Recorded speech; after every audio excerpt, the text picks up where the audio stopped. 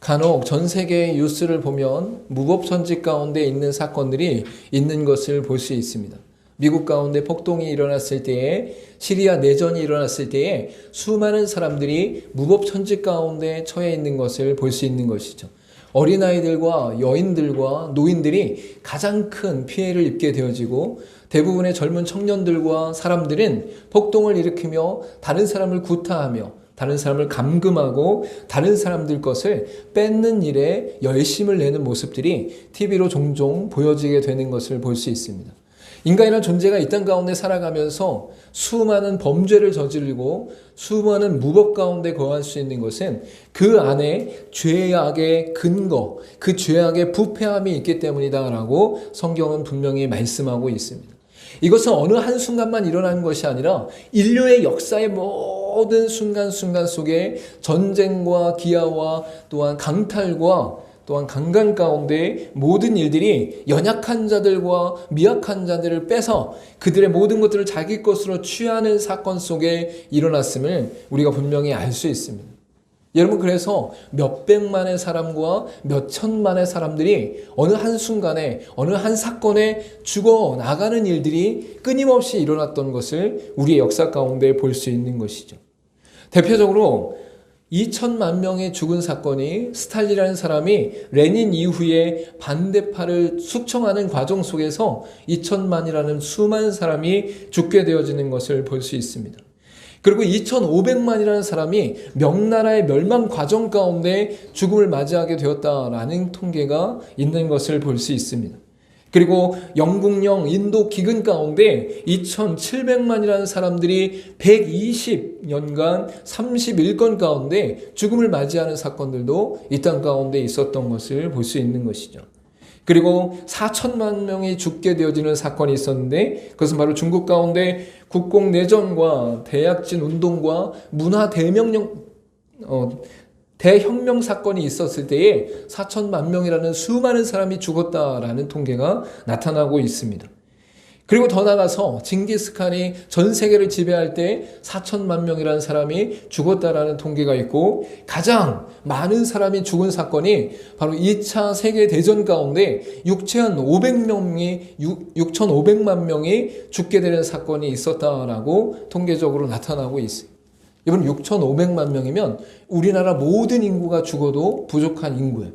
그렇게 수많은 죽음이 바로 전쟁과 또한 강탈과 또한 서로 간의 미움과 시기와 또한 자신의 유익과 이익을 위해 다른 사람들을 죽이는 사건들 속에 나타나고 있었다라는 것을 말씀하고 있는 것이죠.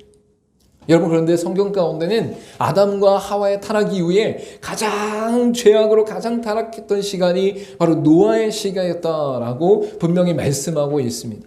여러분, 셋의 후손들이 하나님의 아들들로 기록되어지고 있는데, 그 안에서 가인의 후손들, 사람의 딸들과 함께 거주하게 되어지며 불경건하고 죄악 가운데 문명에 친숙해진 모습들이 나타나고 있는 것을 볼 수 있는 것이죠.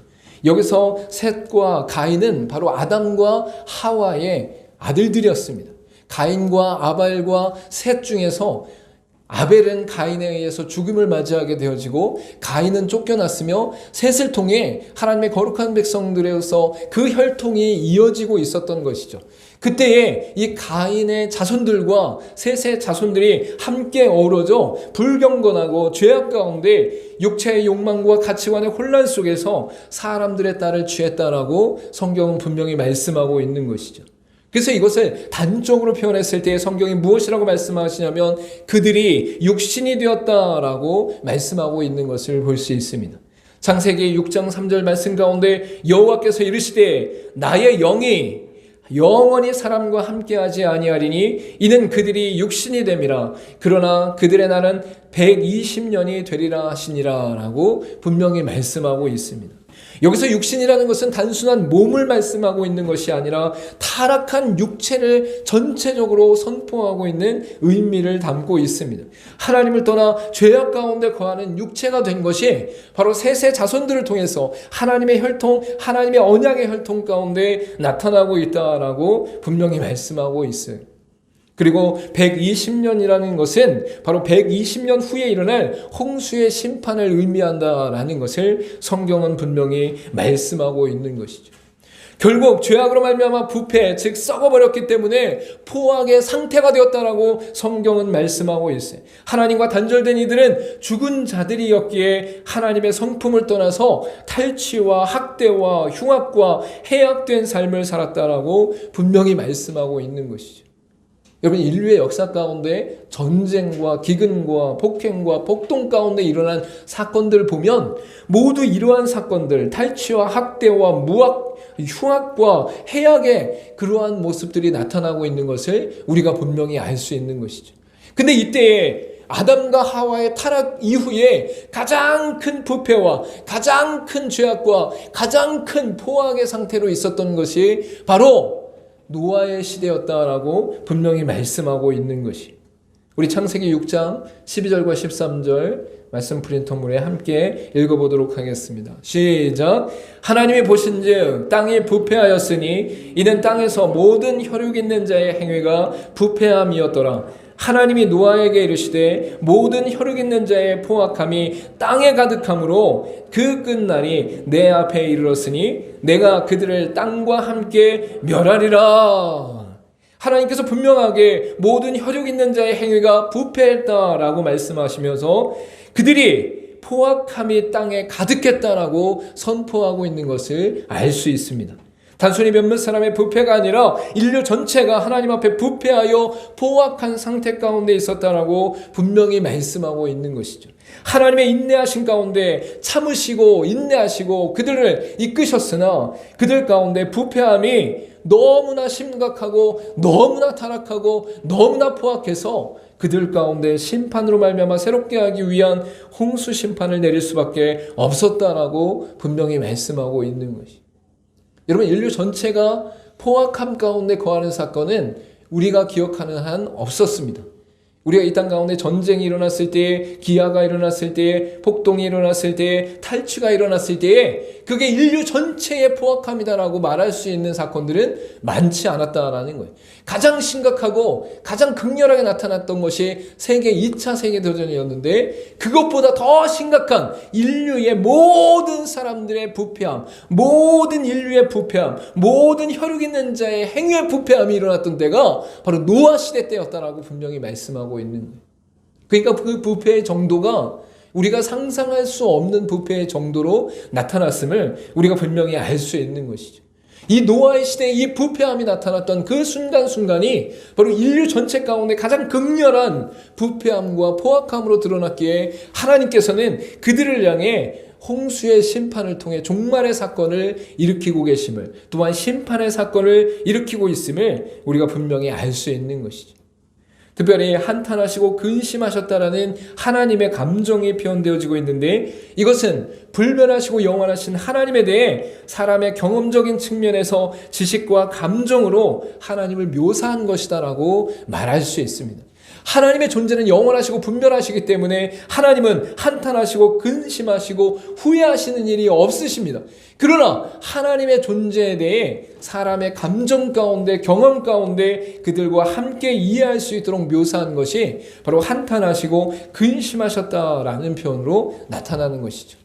이것을 어려운 말로 하면 신인 동형론적 표현이다라고 말할 수 있어요. 신이 인간과 동일한 감정과 동일한 경험과 동일한 지식 가운데 그들을 이해하는 감정 안에서 그들 안에 풀어내는 방식, 묘사하는 방식이 바로 신인 동형론적 표현이다라고 말하는 것이죠. 이전에 하나님께서 창조하셨을 때에는 모든 인류와 모든 인생이 참으로 보기 좋은 인생이었어요. 그리고 아름답고 심히 좋았다라고 분명히 말씀하고 있는 것이죠.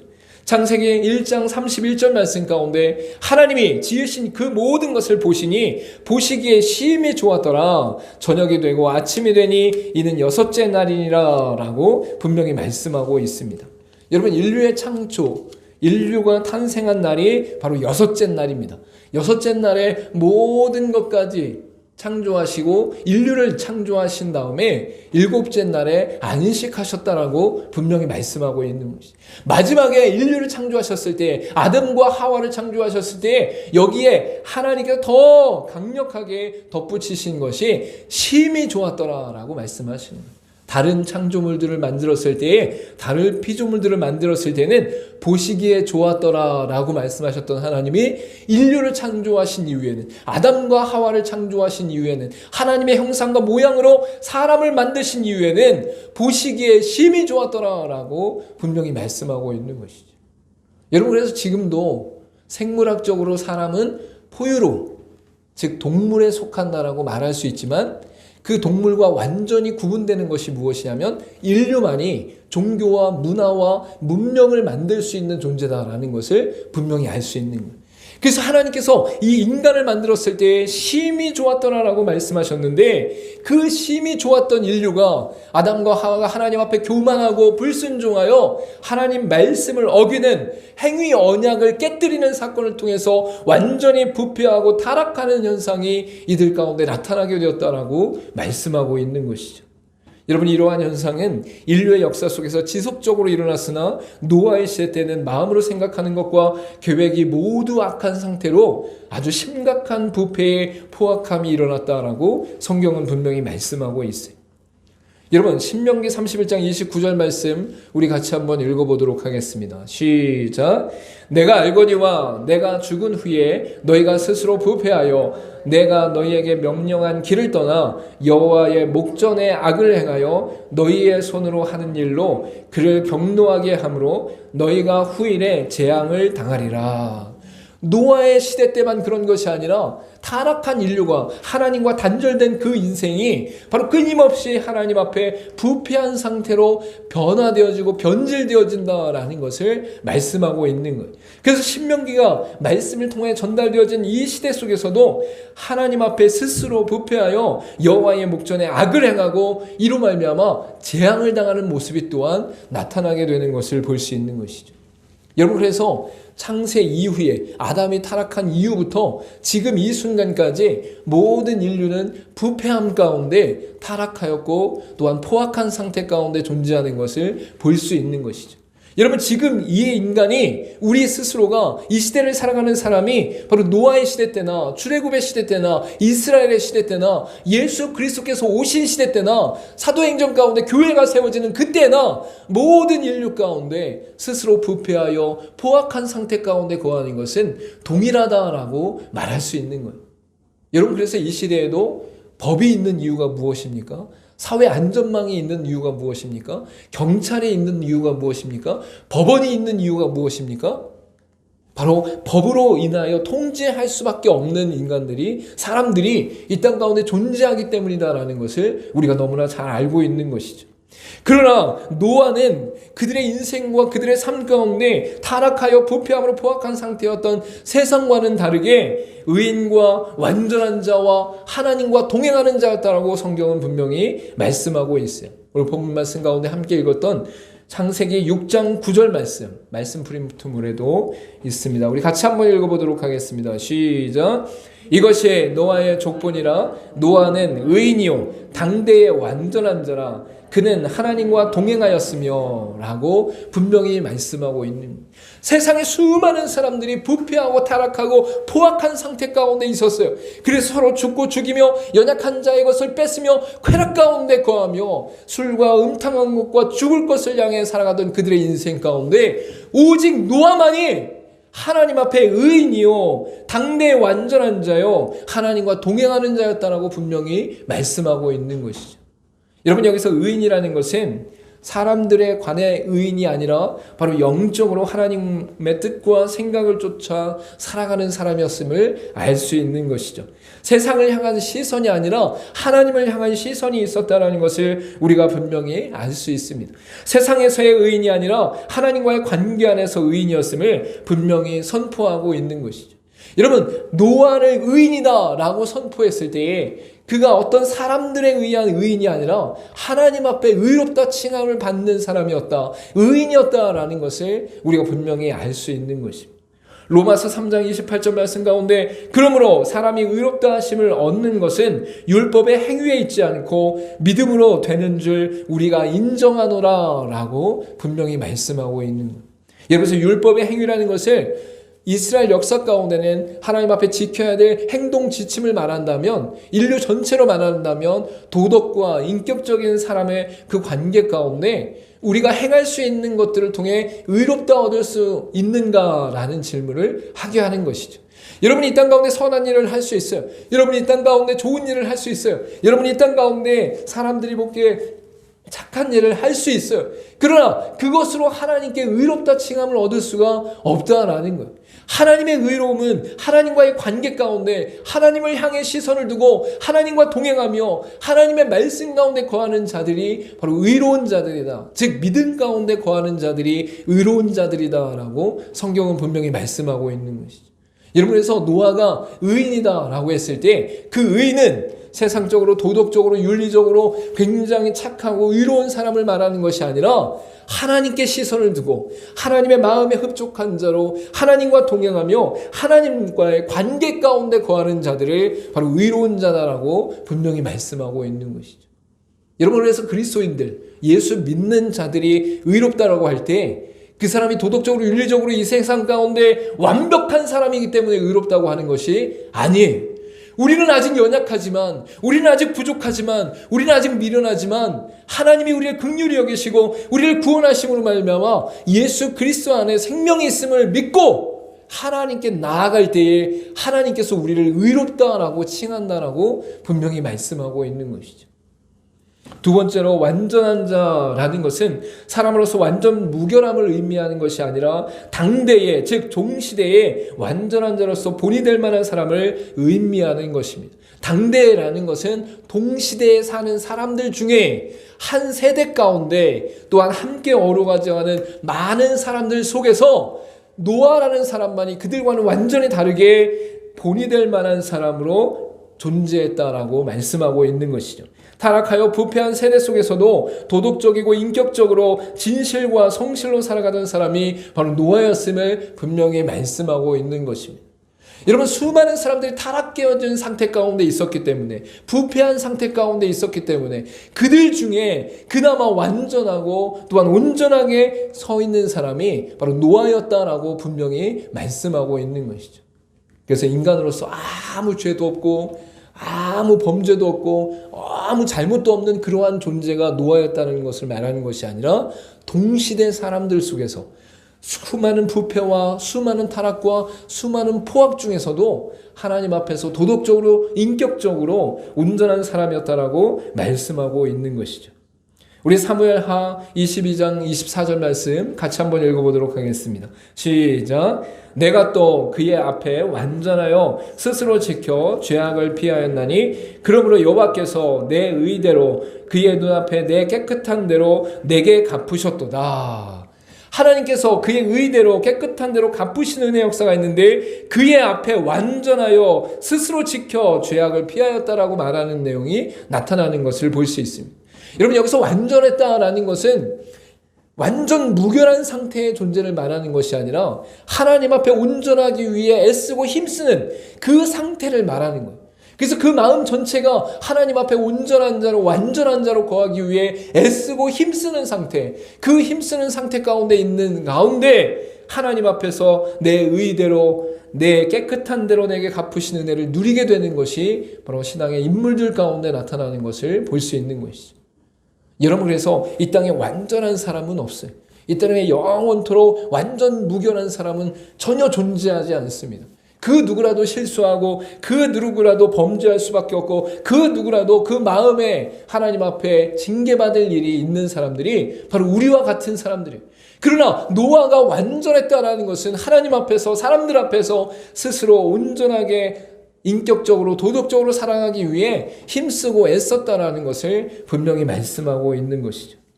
마지막으로 세 번째로 말하는 것은 하나님과 동행하는 자였다라고 분명히 말씀하고 있습니다. 노아의 생애가 하나님의 성품과 말씀을 쫓아 행하는 자였다라는 것을 분명하고 명확하게 드러내고 있는 것이죠. 하나님의 살아계심을 잊지 않고 함께 걸어가며 하나님을 경외하는 삶을 살아간 것이 바로 노아의 인생이었음을 성경은 말씀하고 있는 것입니다.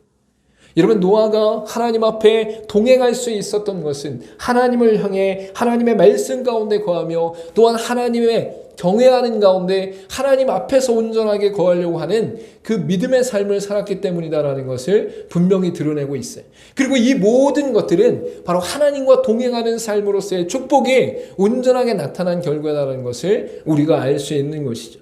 그렇게 심판의 때에 선택받아 하나님의 일을 감당하며 구원을 받을 수 있는 은혜의 역사가 바로 이 노아를 통해서 일어나게 되었다라고 성경은 분명히 말씀하고 있는 것입니다. 여러분, 사도행전 10장 34절과 35절 말씀도 우리 같이 한번 읽어보도록 하겠습니다. 시작. 베드로가 입을 열어 말하되 내가 참으로 하나님은 사람의 외모를 보지 아니하시고 각 나라 중 하나님을 경외하며 의를 행하는 사람은 다 받으시는 줄 깨달았도다. 여러분, 베드로는 유대인이었습니다. 그렇기 때문에 유대인 그리스도인들, 즉 헬라인이나 이방인들에게는 주의 복음이 증거되는 것들에 굉장히 조심스러웠었어요. 기독교 초기 가운데는 유대인만이 하나님의 선택을 받은 사람들이다라고 선미다라고 생각했던 것이 분명하게 나타나고 있었던 것이죠. 그런데 이 사도 베드로가 다른 유대인들에게 말할 때에 내가 보니 하나님은 사람의 외모를 취하지 아니하시고 그 마음의 중심 가운데 하나님을 경외하며 의를 행하는 사람을 다 받으시는 것을 내가 알았습니다라고 말씀하고 있는 것입니다.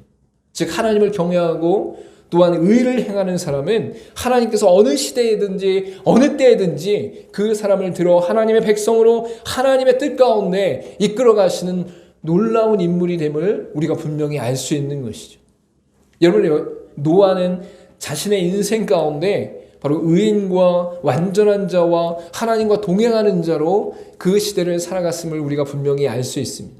각각의 존재하는 것들은 하나님과의 관계 가운데 또한 세상의 도덕적으로 인격적으로 또한 매 순간마다 하나님을 경외하는 삶 가운데 그가 거했음을 분명히 말씀하고 있는 것이죠.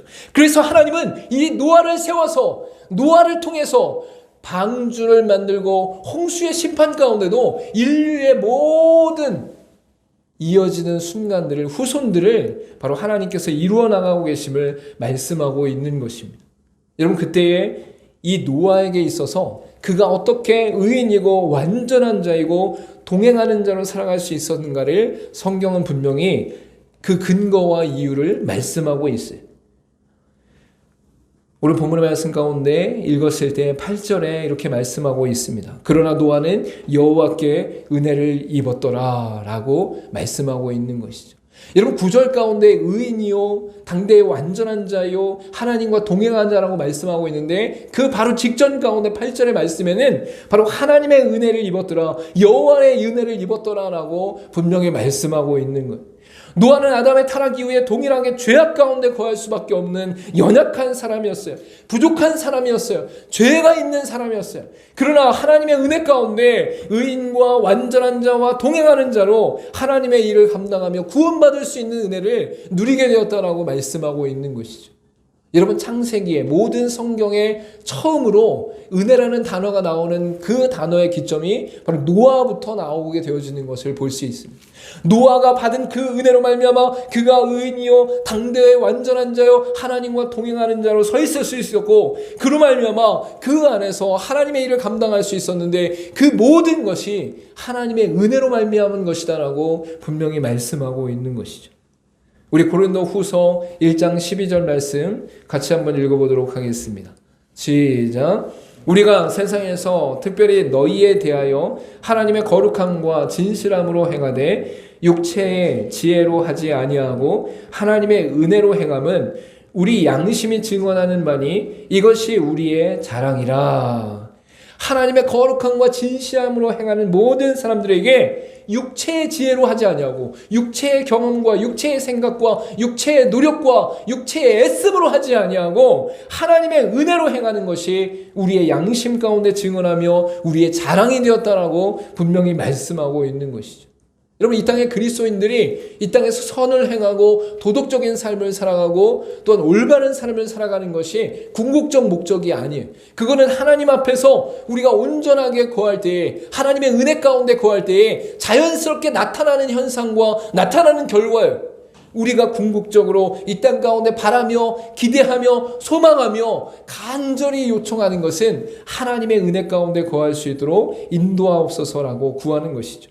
우리가 행하는 하나님의 거룩함과 진실함이 담긴 삶은 우리의 지혜나 생각으로 이루어진 것이 아니라 하나님의 은혜로 된 것이다 라고 분명히 말씀하고 있어요. 여러분, 그렇기 때문에 지금도 우리는 타락하여 부패함으로 포악한 세상 가운데 살아가고 있지만 이 땅 가운데 완전하지 않고 이 땅 가운데 무너지는 가운데 있으며 이 땅 가운데 인류의 도덕적이고 윤리적인 모든 것들이 깨뜨려지는 상황 가운데 있지만 동시에 하나님의 은혜를 구하며 승리할 수 있다라고 성경은 분명히 말씀하고 있는 것입니다. 여러분이 이 땅 가운데 윤리적으로 도덕적으로 온전하게 살아갈 수 있는 것은 여러분의 힘으로 되는 것이 아니다라는 거예요. 하나님의 은혜가 아니고는 여러분이 양심의 증거 가운데 나타날 수 있는 윤리 도덕이 없다라는 거예요. 여러분이 이 땅 가운데 살아갈 때 이 땅의 죄악과 부패와 포악 가운데 능히 하나님의 사람으로 선하게 온전하게 살아갈 수 있는 은혜와 능력이 어디로부터 오는가? 여러분의 지혜와 여러분의 경험과 여러분의 생각과 여러분의 노력으로 되는 것이 아니라 하나님의 은혜가 있기에, 하나님의 은혜가 임했기에, 하나님의 은혜가 역사했기에 우리 가운데 그렇게 살아갈 수 있다라고 말씀하고 있는 것이죠. 여러분, 베드로전서 1장 13절 말씀 우리 같이 한번 읽어보도록 하겠습니다. 시작. 그러므로 너희 마음의 허리를 동이고 근신하여 예수 그리스도께서 나타나실 때에 너희에게 가져다 주실 은혜를 온전히 바랄지어다. 여러분, 마지막 때에 믿음이 흐트러질 수밖에 없는 시대 가운데, 또한 세상의 수많은 유혹 가운데, 또한 수많은 사람들이 부패하여 포악한 상태 가운데 있을 때에도 우리가 이 땅 가운데 온전함으로 승리할 수 있는 것은 하나님의 은혜로 말미암은 것이다라고 분명히 말씀하고 있는 거예요.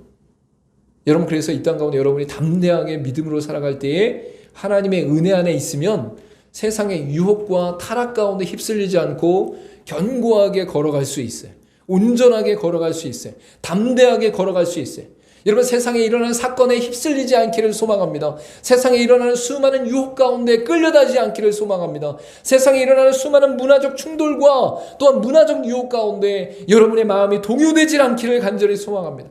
근데 그걸 어떻게 할 수 있습니까? 노아와 같이 의인과 당대의 완전한 자와 하나님과 동행하는 자로 어떻게 이 시대를 우리가 살아갈 수 있습니까? 하나님의 은혜가 아니고는 그렇게 살아갈 능력이 우리 가운데 없다라고 말씀하고 있는 거예요.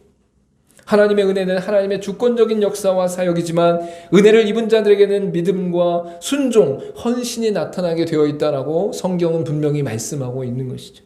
히브리서 11장 7절 말씀 우리 같이 한번 읽어보도록 하겠습니다. 시작. 믿음으로 노아는 아직 보이지 않는 일에 경고하심을 받아 경외함으로 방주를 준비하여 그 집을 구원하였으니 이로 말미암아 세상을 정죄하고 믿음을 따르는 의의 상속자가 되었느니라. 할렐루야. 믿음장인 히브리서 11장에서 이 노아에 대해서 말할 때에 그가 믿음으로 아직 보이지 않는 일에 경고하심을 받아 경외함으로 방주를 준비했다라고 말씀하고 있는 거예요.